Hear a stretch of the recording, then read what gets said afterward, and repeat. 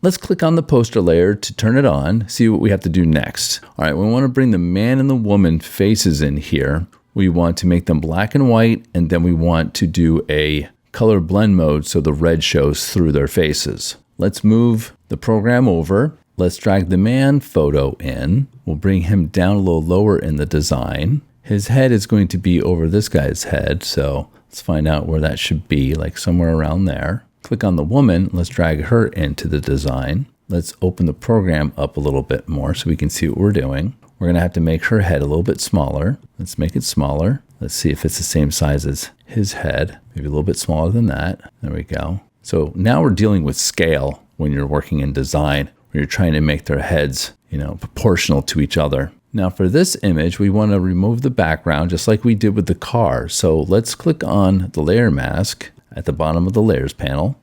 Let's get a soft round brush and make sure that we have black in the foreground color. Make sure that you click on the paintbrush tool in the toolbox. And let's go around her head and her hair. And you're going to have to try to figure out where it is. It doesn't have to be perfect because this is just a skill build. You're learning these techniques. You're learning layer masks now. You're learning how to brush. You're just getting used to this program. So it doesn't have to be perfect. Now I want to show his face. So let's take a little bit of that part of her hair off like this and show his ear. And then use white in the foreground color. And this will reveal areas of the image using that mask. All right, what we want to do next is make the man's image black and white, and we want to get rid of the background.